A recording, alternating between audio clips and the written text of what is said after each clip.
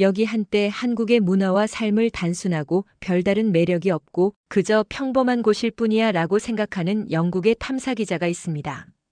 K-팝을 통해 한국의 가수들만 조금 알지 한국이 어떤 나라인지 어디에 있는지조차도 전혀 모릅니다. 그런데 이 기자가 소셜미디어를 통해 보게 된 한국의 마을이 궁금해져 실제로 한국을 방문하게 되었고 한국에 대한 자신의 생각이 완전히 바뀌게 되었다고 합니다. 자신의 인생의 큰 전환점이 되었고 이제는 제 주변 사람들에게 한국에 대한 칭찬을 해주고 다닐 수 있게 되었다고 하는 한 기자의 이야기. 한국에서 무슨 일이 있었던 걸까요? 여러분께도 이 기자의 놀라운 생각의 변화가 담긴 이야기를 들려드리겠습니다. 오늘의 사연이 여러분의 마음을 녹여줄 거라고 확신합니다. 제 이름은 켈리오프 스털링이라고 해요. 그리고 저는 잉글랜드에서 프리랜서 탐사 기자로 일하고 있어요. 저는 언제나 세상에 대해 호기심이 많았고 새로운 문화를 탐험하는 것을 즐겼어요. 어느 평범한 날 소셜미디어 피드를 스크롤하다가 이상하면서도 아름다운 사진 하나를 보게 되었어요. 그 사진은 한국의 눈 내리는 마을을 보여주었는데 전통 가옥들이 하얗게 덮여 있고 많은 사람들이 웃고 있는 모습이 보였어요. 저는 그 사진을 오랫동안 바라보며 그런 곳에서의 삶이 어떨지 궁금해했어요. 처음에는 흥분과 의심이 뒤섞인 기분이 들었어요. 잉글랜드에서는 제가 자란 곳에서는 사람들이 개인 공간을 중요시하고 보통은 꽤 내성적인 편이었거든요. 모두가 이렇게 따뜻하고 가까운 공동체라는 개념이 저에게는 조금 이상하게 느껴졌어요. 정말 이곳이 제가 즐길 만한 곳일까요? 제가 익숙한 것과는 너무 다를 것 같은데요. 제 머릿속에는 질문들이 가득했어요. 그 마을 사람들은 낯선 일을 어떻게 맞이할까요? 저는 그곳에서 편안함을 느낄 수 있을까요? 아니면 너무 지나친 친근함에 압도당할까요? 의심에도 불구하고 저는 그 사진이 주는 이상한 끌림을 무시할 수 없었어요. 그 이미지는 거의 마법처럼 저를 흥미로운 것을 발견하라는 부름 같았어요. 저는 그 눈 내리는 마을을 방문하는 것이 어떨지 상상하기 시작했어요. 전통 가옥들이 즐비한 좁고 구불구불한 골목을 걸으며 부츠 밑에서 눈이 바스락거리는 소리를 느끼고 있는 제 모습을 상상했어요. 바람이 나무 사이를 스치며 속삭이는 듯한 부드러운 소리와 작은 집들 안에서 따뜻하게 빛나는 불빛들을 상상했어요. 뭔가 굉장히 매혹적이었어요. 몇 시간 동안 생각한 끝에 저는 한번 도전해보기로 결심했어요. 제 마음속에 질문과 미지에 대한 약간의 두려움이 가득했지만 저는 한국행 비행기를 예약했어요. 추운 날씨에 맞는 옷과 제 생각들을 기록할 노트, 그리고 모든 순간을 담기 위한 카메라를 챙겼어요. 제 첫인상이 별로 긍정적이지 않더라도 마음을 열어두기로 스스로에게 약속했어요. 가끔 처음에는 이상하게 느껴지는 것들이 결국엔 가장 아름다운 경험으로 이어질 수 있다는 것을 알고 있었거든요.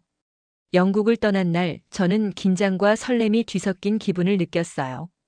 아주 다른 문화를 가진 먼 나라로 여행을 가기로 한 제 결정을 걱정하는 친구들에게 작별 인사를 하며 알렸어요. 비행기 창밖을 바라보며 저는 무엇이 저를 기다리고 있을지 상상했어요. 제가 본 그 사진을 떠올리며 실제 마을이 사진처럼 극적이고 신비로울지 궁금했어요. 사람들은 사진에서처럼 따뜻하고 환영해 줄까요? 아니면 그 단단히 뭉친 공동체 속에서 제가 어색하게 느껴질까요? 공항을 나와서 저는 작은 렌터카에 탔어요. 그리고 전라북도의 외딴 마을을 향해 내비게이션을 맞추었어요. 저는 설렘과 동시에 약간의 긴장도 느꼈어요. 분주한 서울 시내를 벗어나 차를 몰고 나가자 풍경이 서서히 변하기 시작했어요. 높은 빌딩들과 복잡한 거리는 천천히 사라지고 어느새 저는 탁 트인 들판과 눈으로 덮인 산들에 둘러싸이게 되었어요. 도로는 언덕 사이를 구불구불하게 이어졌어요. 처음에는 운전이 평온하고 조용했어요. 공중에서 눈송이들이 춤을 추는 모습도 보이고 엔진의 부드러운 윙윙 소리가 들렸어요. 처음 저를 이곳으로 초대한 사진을 떠올리며 실제 마을도 사진처럼 마법처럼 아름다울지 궁금했어요. 하지만 차를 더 몰고 가자 날씨가 변하기 시작했어요. 하늘은 짙은 회색으로 변하고 곧 잔잔했던 눈은 강한 눈보라로 변했고요. 바람이 차 주위를 울부짖으며 불어대고 눈송이들이 세차게 내리면서 앞 유리가 거의 보이지 않을 정도였어요. 저는 핸들을 꽉 잡으며 도로가 미끄럽고 불안정해지자 가슴이 두근거렸어요. 앞에 도로에 집중하려고 애썼지만 소용돌이치는 눈 때문에 보기가 어려웠어요. GPS 신호도 약해지고 불빛은 어디에도 보이지 않았어요. 저는 두려운 마음이 커졌어요. 이대로 눈길에 고립되는 거 아냐? 마치 세상에 혼자 남겨진 기분이 들었어요. 얼어붙은 도로에서 미끄러질 때마다 저는 깜짝 놀라며 스스로에게 차분하라고 계속 다독였어요. 캘리오프, 잘할 수 있어. 천천히 차분하게 가면 돼. 그렇게 운전하면서 저는 혼돈 속에서도 아름다움을 발견했어요.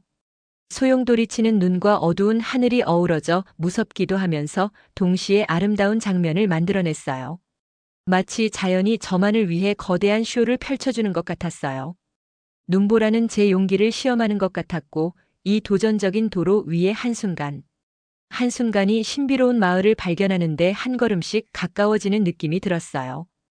도로의 매 순간 전환과 바람의 강풍 속에서 저는 사진 속에서 약속했던 그 마법을 보기 위해 목적지에 도착하겠다는 결심이 점점 더 굳어졌어요. 마침내 마을에 도착했을 때 제 가슴은 안도감과 불안감이 동시에 들었어요. 저는 작은 건물 근처에 차를 주차했는데 그곳 창문들이 눈 내리는 어둠 속에서 따뜻하게 빛나고 있었어요. 나중에 물어보니 이곳은 마을 회관이라는 곳이라고 했어요. 차에서 내리자마자 부드러운 목소리와 다정한 발걸음 소리가 다가오는 것이 들렸어요. 어떤 일이 벌어질지 확신은 없었지만 이어진 일들이 저를 놀라게 했어요. 50대쯤 되어 보이는 한 다정한 남성분께서 부드러운 눈빛과 따뜻한 미소로 저를 맞아주셨어요. 그분의 이름은 이영민 씨였고 두툼한 니트 스웨터를 입으시며 편안함을 느낄 수 있게 해주는 친근한 표정을 지으셨어요. 이영민 씨는 건물 안으로 안내해 주셨어요.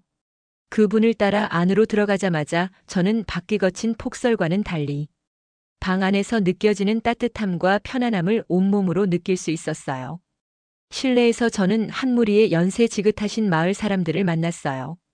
그분들의 눈에는 친절과 호기심이 가득 담겨 있었어요. 한 할머님께서는 붉어진 제 뺨을 부드럽게 감싸주셨고 다른 분은 다채로운 스카프를 제 목에 둘러주셨어요. 그분들의 미소는 보통 내향적인 잉글랜드에서의 모습과는 너무 달랐어요. 처음에는 이렇게 많은 관심을 받으니 약간 벅차다고 느꼈어요. 이건 너무 과하잖아. 한 번에 이렇게 많은 사람이 애정을 보여주는 건 처음이야. 라고 생각했어요. 그러나 주위를 둘러보니 모든 제스처마다 진심 어린 배려가 담겨 있었어요. 저는 김이 나는 국그릇, 밥 한 접시, 그리고 맛있는 반찬들이 가득한 긴 식탁에 앉았어요. 김치와 따뜻한 육수의 향이 공기를 채우며 저를 편안하게 하고 식사를 즐기도록 초대해 주었어요. 그분들이 부드러운 목소리로 오늘 하루의 이야기와 마을에 대한 사랑을 나누는 것을 들으면서 서로 농담도 주고받으며 웃음소리가 방 안에 달콤한 선율처럼 울려 퍼졌어요. 저는 그분들의 친절한 모습이 제가 익숙했던 방식과는 다르지만 진심 어린 사랑과 마음이 담겨 있다는 것을 느끼기 시작했어요. 시간이 흐르면서 처음에 벅찼던 과도한 환영 인사가 점차 편안한 느낌으로 변해갔어요. 그분들의 따뜻하고 친근한 접근 방식이 여기서는 혼자가 아니에요 라는 메시지였다는 것을 깨달았어요.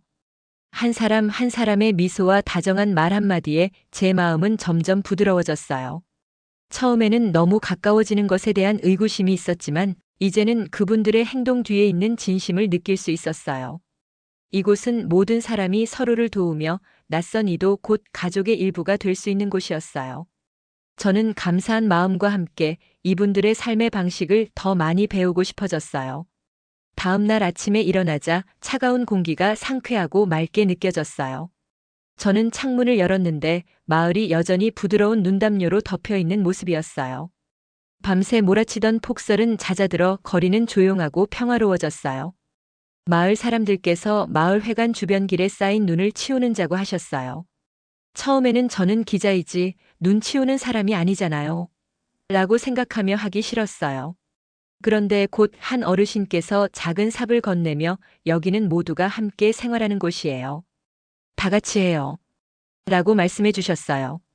저는 눈을 치우기 시작했고 곧 마을 사람들과 함께 한쪽에서 함께 일을 하게 되었어요. 무거운 눈을 밀고 퍼내면서 어르신들께서 마을의 옛 이야기를 들려주셨어요. 긴 겨울 동안 온 마을이 함께 어려움을 이겨냈던 시절 이야기를 하시며 차분하고 안정된 목소리로 서로에 대한 애정과 배려를 느낄 수 있었어요. 저는 한마디 한마디에 귀 기울이며 그들의 삶의 방식을 조금씩 더 이해하게 된 기분이었어요. 근처에서는 아이들이 눈싸움을 하며 뛰어놀고 있었어요. 그들의 행복한 외침이 공기를 가득 채워주어 저도 모르게 미소가 지어졌어요. 저도 아이들의 놀이에 동참해 작은 눈덩이를 던지며 함께 웃음을 나누었어요.